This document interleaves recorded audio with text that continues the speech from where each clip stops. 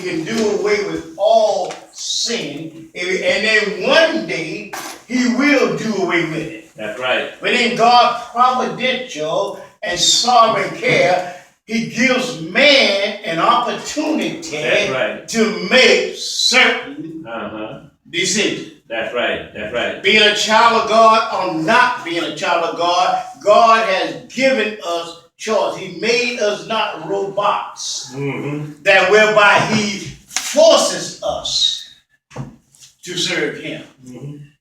He gives us choice, and that's the freedom of choice. In the lesson, then you'll find out that according to the lesson, man does reap what he sows. That's right.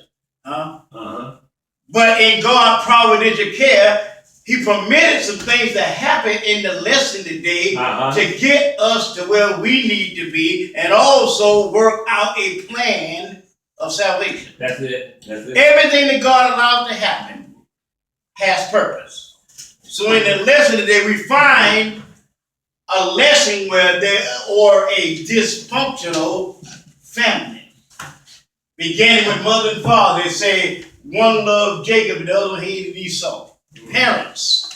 So we know the story of Jacob and Esau. Esau being the oldest son, which according to customary were supposed to receive the first inheritance from the father at death, but now it was a trick play. Yes, Rebecca heard Isaac and he got in his old age. In other words, saying, son, I won't be with you long. So what I want you to do is go out, and it sounds almost like a death sentence message. All right. When you get ready to go to the electric chair, they give you a choice of what you want to eat. Sounds like a death sentence message. So Isaac now being old and also being blind. He desired a last meal, we would call, from his sons. He tells his oldest son, being he is a man of the field, to go out and kill me. A wild animal and prepare it for me so that you can receive the blessing. The inheritance that so rightly belonged to the firstborn. That's it. But now, here go mama overhears.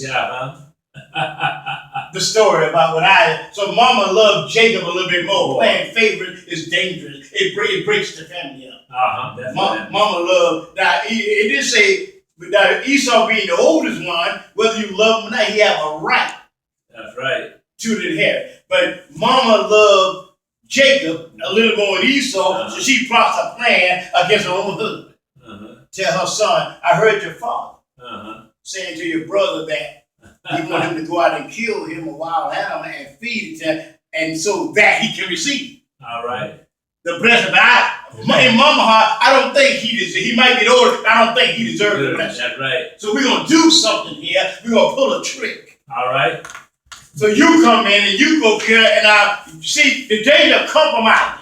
Jacob said, but mom, dad would know that I'm not Esau because look at the difference. My skin is smooth, but my brother is hair. But we'll fix that too. You just go do as I say do. All right.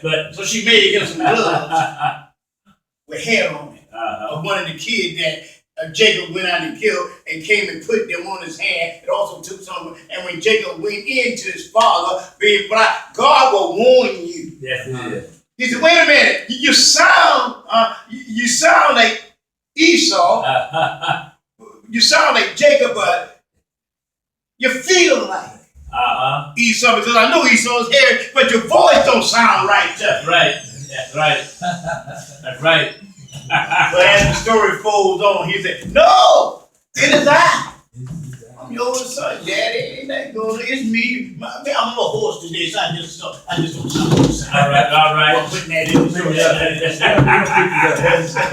I'll put that in. He didn't say it. So his daddy went head on, and what made it so bad? His mama cooked the food. That's right. To trick her own husband. But don't you know God knew what they were doing? But did God permit it to happen? That's right. See, God will allow you and I to make some bad decisions in life, but in the purpose of what is going on, then good still can come out of it. But through God's providential knowledge of knowing what was going on, he allowed the plan to go as well. But now, as Jacob, who has tricked his own brother, not only out of his birthright, he now tricks him out of his blessing. All right. So Esau comes in. Say, Daddy, here go the meal. Wait a minute. Already had a meal. Right. Daddy, it is I, your son Esau. Okay, but my other boy, Jacob, had tricked me. Now the mother hearing the conversation, sent Jacob away. Told him not to marry one of those Canaanite or worldly woman, but go marry a daughter from her own brother. Now you must understand, God allowed these intermarriages in families to take place during that time, but at that particular time, the Leviticus law did not have outlawed that type of situation. That's right. So in the story today, now turn your Bible to Leviticus. So you see this takes place in Genesis before the Mosaic law, so God permitted. It doesn't mean God agreed with it. This is called polygamy, to have 2 or 3 wives. That's right. But in Leviticus 18, you see where the story changes, and after the Mosaic law was given, these things were not allowed to even happen no more by God without divine judgment taking place. All right. Now, did God agree with sin? No. Even before the law was given, the law was given to what? To point out man's sin. But at this particular time in the book of Genesis, it had not been given for man not to do these things before the law was given. In Leviticus chapter 18, let us read. It says there, verse 15 and now see right now, Jacob is going to go down to his uncle Laban's house. His uncle, Leviticus chapter 18, Jacob, the same one who just played a trick on his own brother, is going to go down to his uncle Laban's house, and his uncle going to play a trick on him. All right. Now his uncle is going to, when Jacob stays there one month, his uncle comes up with a question, even though you being my kinfolk or my sister's son, should you be working for me for nothing? But Jacob was down there actually running from his brother because he was afraid that Esau would catch up to him. So his mama sent him away so that he could be protected. And I said, let me tell you something, God is your protector. That's it. So it says in Leviticus 15, thou shalt not uncover what? The nakedness of thy daughter-in-law. She is the son, your son's wife. Thou shalt not uncover her nakedness. Thou shalt not uncover the nakedness of thy brother's wife. It is thy brother's nakedness. Then shalt not uncover the nakedness of a woman and her daughter. Neither shalt thou what? Take her son's daughter or her daughter's daughter to uncover her nakedness, for they are what? Her near kinsmen. It is wickedness. Neither shalt thou take a wife to her sister to vex her and uncover her naked beside the other in her lifetime. Now, in this story, Jacob does different than what the law required at this time. He goes and works 7 years and make an agreement with his uncle that after 7-year period that he could receive Rachel. Because when he went there, he met Rachel coming down because she was tending her father's sheep, and he saw her, and she was the apple of his eye when that first sight. That's right. So he made an agreement. He said, in other words, when Jacob got to his uncle, he had nothing to offer other than himself for hard work. All right. So when we came to Christ, what did we have to offer? All right. But when Christ hired us, like Laban hired Jacob, we ought to work hard, and just like Jacob worked hard, and his focus was on them 7 years. Seemed like he was doing the countdown. So we can take this also and put this in a business sense that when God had hired us, all right. In other words, it would be because Jacob loved Rachel so much, it seemed that every day was easy. Oh yeah. For 7 whole years. Yeah. So God loved us. All right. We ought to be doing the countdown. We ought to make it so easy because the love God had for us. It ought not be hard. Jacob said, now my dear son. All right. Give me me. Give me wife now. I ain't fulfilled my agreement. Brother teacher, this lesson is showing us love on display. Love on display. Now, it didn't matter how long it took. Patient. He was still patient. He worked, And if you're doing something you love to do, or you're doing something that's worthwhile, Yeah. so all good things worth waiting on, right? That's right. And it keep going. God, we make many bad choices, but God is still waiting on us. That's right. He's still waiting on our ministry, because He loves us. Mm-hmm. Some people say, "Oh, I know God's soon to come." The Bible says, "No man knows the day or hour He comes." Amen. Is that right? Mm-hmm. But He's still waiting on us. Waiting He on loves us so much. worth waiting for. That's right. In other words, the period of time of the engagement period.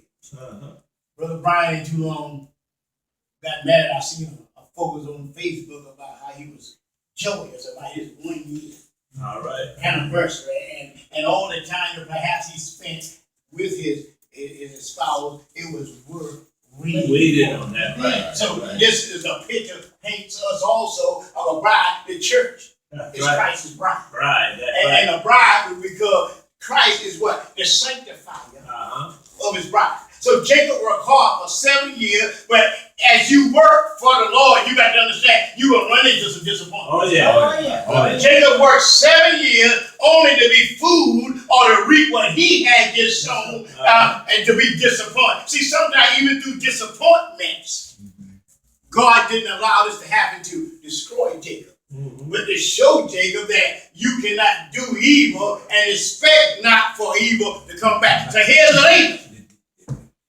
And Jacob worked 7 years, and now he's waiting for his bride to come. And when he gets there, they had the bride, he had Leah.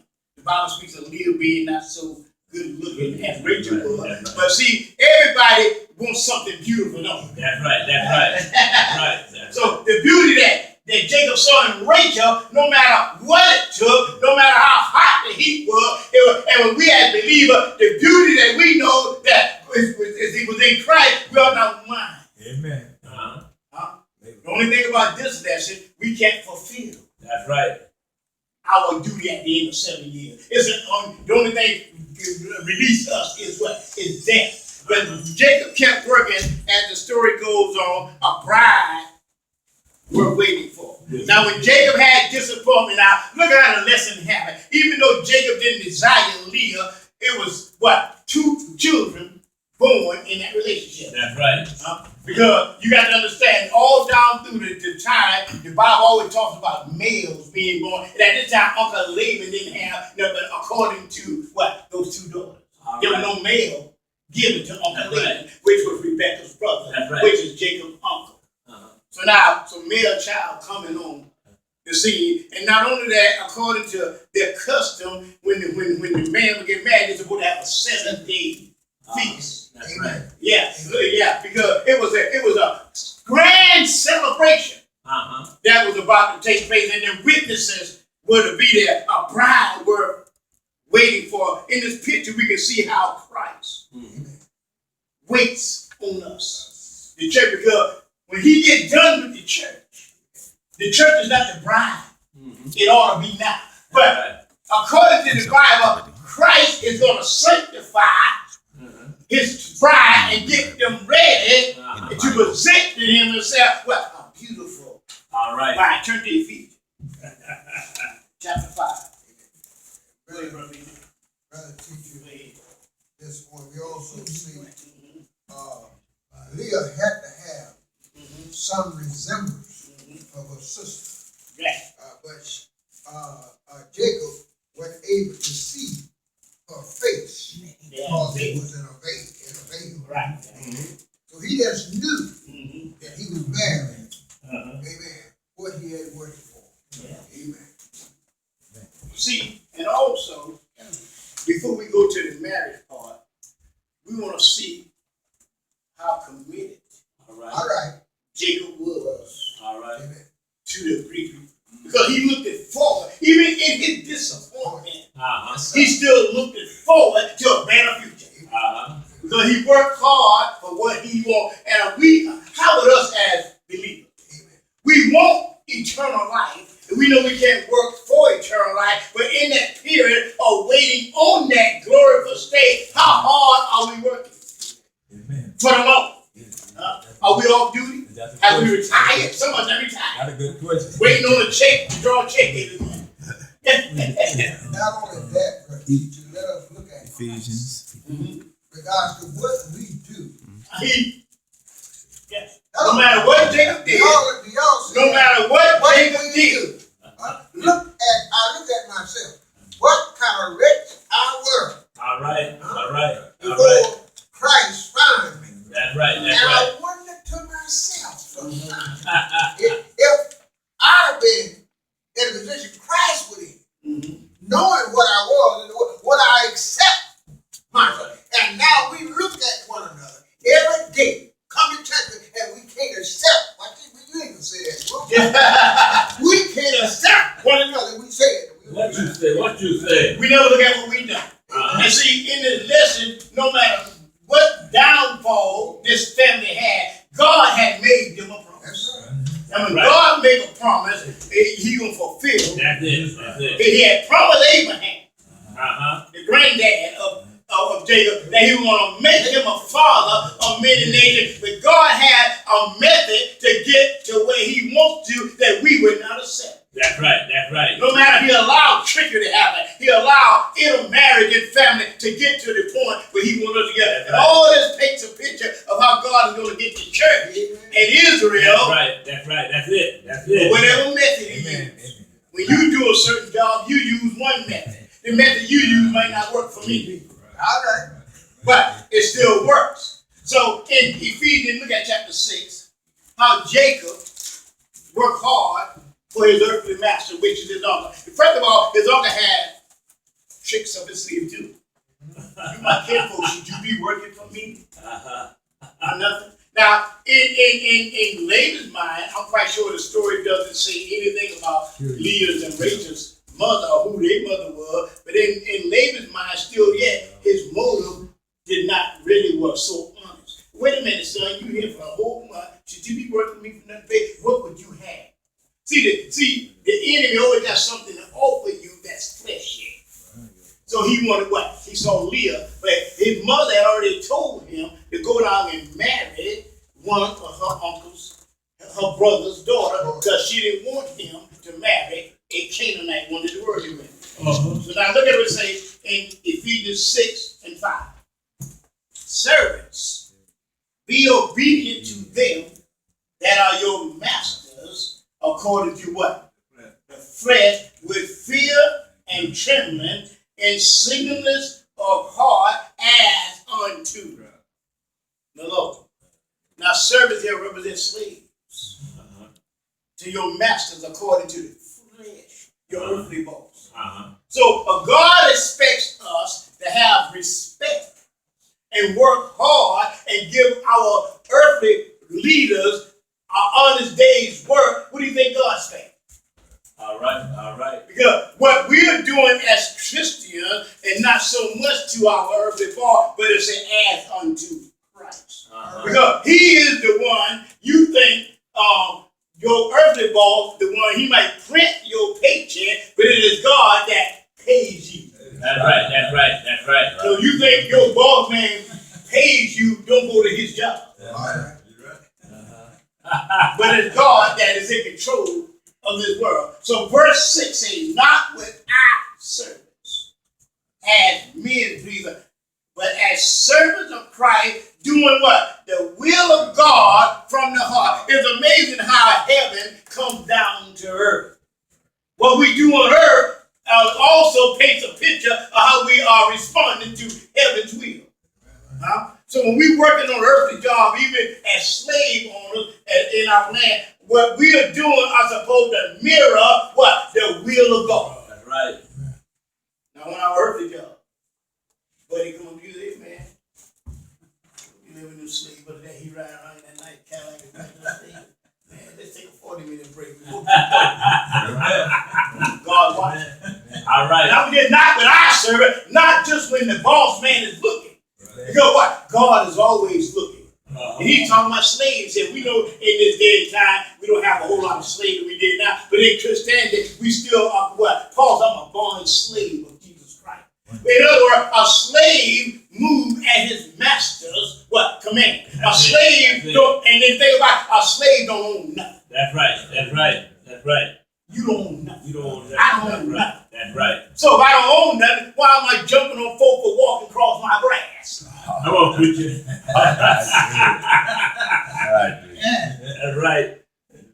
Look what it says, verse 7 in Ephesians, say, with good will. All right. Doing what? Service. As to the Lord and not to me. Now, how many people in their right mind of you know God is your boss? All right. You will cut corners on God. All right. Now, your boss man ain't looking, but God is looking. Amen. Right. But your boss man shouldn't have to listen because you are a slave to God. Amen. And you ought to work for your earthly master as you working for God, not just when the earthly master is watching. Yeah. Doing goodwill, we ought to give it our best. How many of y'all, let's use the illustration. You take your car to the paint shop. You had a dent in your front bumper. You go back to the paint shop, you pick your car. You still got a dent in your front bumper, but the man at the paint shop saying you owe him $1,000. All right. He ain't did that. All right. You gonna take him to some kind of small claim court. You gonna get somebody else involved, man. All right. Because you feel like you don't owe him because he ain't did nothing. So you expect that debt to be removed when you get there. So God expects when we do work for we to do it, give it our best. Just like Jacob did those 14 years. Because Jacob was tricked the first time, he was disappointed in his first receiving of what he thought he wanted, but he didn't give up. That's right. That's right. How many times you might expect something from God and you don't receive it there, you get disappointed and you want to give up. Jacob said, wait a minute, I love for Rachel so much, I just can't stop working. Give me 7 more years. And the clock will tick down just as fast as it did at first because I love it. That's right, man. That's what love will do. But if a man can fall in love with God, it ought to be easy. It ought to just be easy. Somebody turn to Galatians 6 and 9. Galatians 6 and 9 and read that. It ought to be easy to work because, first of all, your love for God. So it says there in verse 8, Ephesians, knowing that whatsoever good thing any man doeth, the same shall receive of the Lord, whether he be free or whether he be a slave. God is going to pay both ways. Look at the lesson of Jacob. Through all the trickery he did to his brother, he's coming back and he's going to receive, he's going to reap what he sowed, but he's not going to give up. Don't God put up with us? Amen. In other words, the chastisement of the Lord is to correct us so we can go in a good way, but he's not trying to destroy us. We already in Ephesians, read back to Ephesians chapter 5. He was in Ephesians 6. A bride. Well, that one verse, Galatians 6 and 9, read that. And let us not grow and weary. let us what? Let us not grow weary while doing good. For in due season we shall reap if we do not lose heart. Now, did not Jacob, after those other 7 years, reap what he went after? At first, he reaped what he sowed in a bad way. But at second, he reaped what he sowed in a good way, but he kept on going. All right. So many times God will have to punish us for our wrongdoing, but we ought not give up because there's a blessing on the other side. That's right. That's right. A bride we're waiting for. This woman was beautiful to Jacob. And so is the church. The church is Christ's bride, but Israel is his wife. Now turn to Ephesians 5 and you'll see where it says in 25, Ephesians chapter 5, a bride. See, Christ is still waiting on us. We are the bride of Christ. We are engaged. Now, you think about this. If you met a woman tomorrow, Brother Willie, and you start dealing with her, after a month time, you put an engagement ring on her finger. First of all, she already got your heart. Now she got your ring. That ring represents an encircling in the blood. But then a month down the road, you catch that same bride with another man. All right. Cheating on you, being unfaithful. But you love her so much, you even allow that to take place because she's worth waiting for. when she get it straight, when she get it straight, then you're gonna go ahead on the mat. Look at this picture. Somewhat paints a picture also of a wedding. It says, "Husband, love your wife, even as Christ also loved what? The church. The church is the bride of Christ, and gave himself for it, that he might sanctify and cleanse it with the washing of the water by the word." Christ gonna sanctify the church. The church in order to be, but he's still waiting. Because he know the church got to go through, and Jacob had to go through to get to. But when Christ take the word of God and continue to cleanse us, he's going to present us to a glorious. All right. Look what it says there in this verse, that he might present, verse 27, it to what? Himself, a glorious church, not having spots or wrinkle or any such thing, but that it should be holy and without, it should be, not all yet, but it's worth waiting for. He died for it. Yeah. He's still waiting for the church. So men ought to love their wife as their own body, that loves their wife, loves his own self. Now turn to the book of Revelation.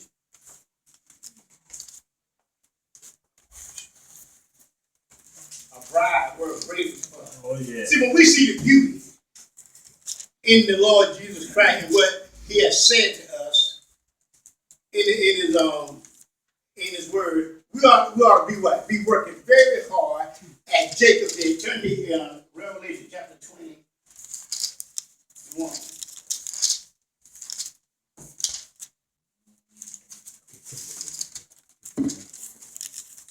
And I saw a new heaven and a new earth.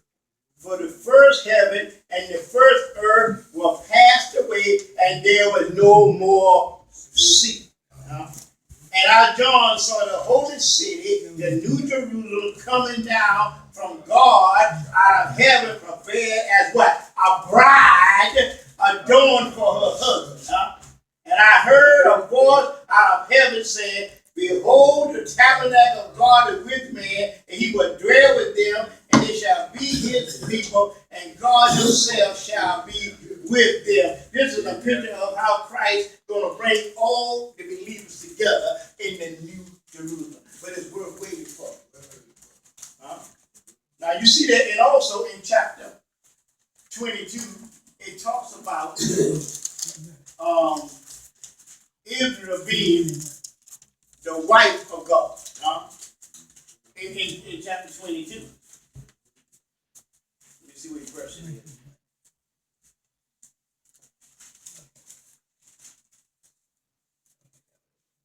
He showed me a picture.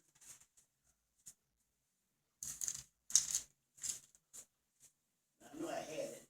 And I lost it. All right. But anyway, in other words, we know you talk about all in the Old Testament about how Moses said you ought to give them a writing of divorcement.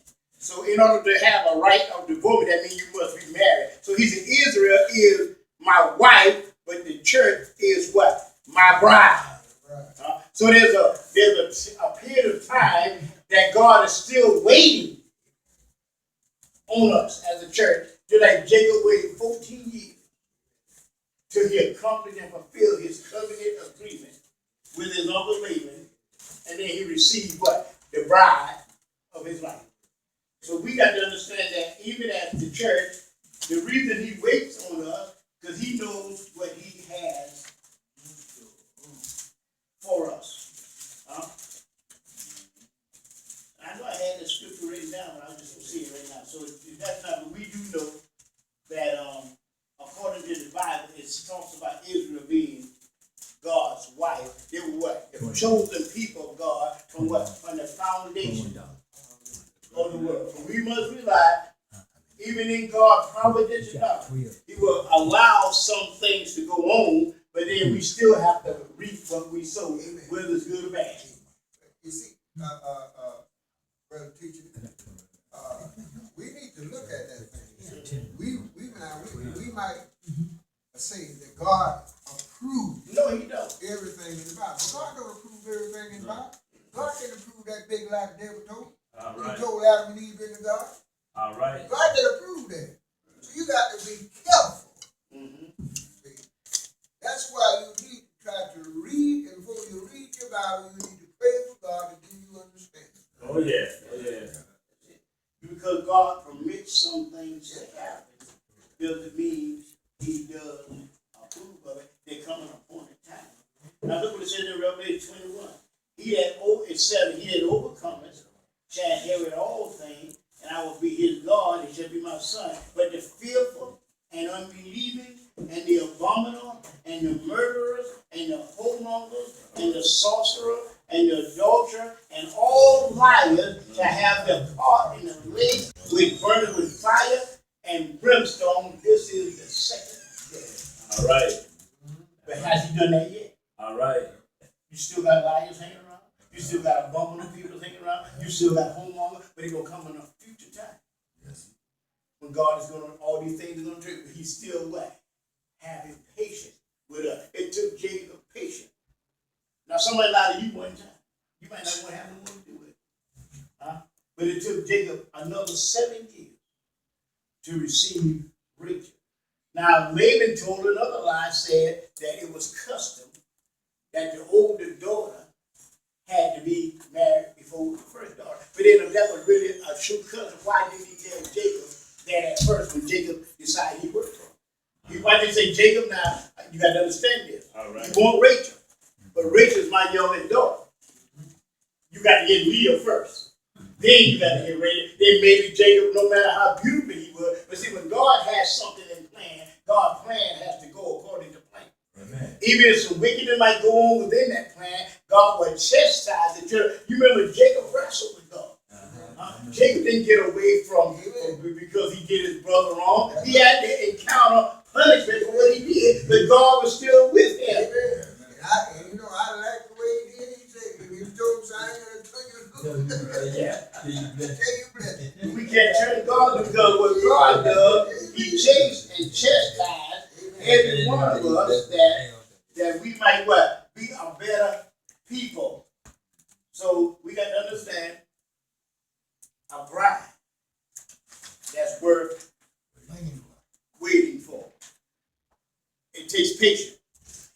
We have been promised what? Eternal life. We have been promised to be glorified, but we got to be patient while we wait. Amen. And don't give up because God will keep every promise. We have to believe we got to learn patience on this journey. And as we are here, let us be hard workers for the Lord. Even though you might not receive all the blessing you feel you deserve now, just keep that on working. And keep on working for the kingdom.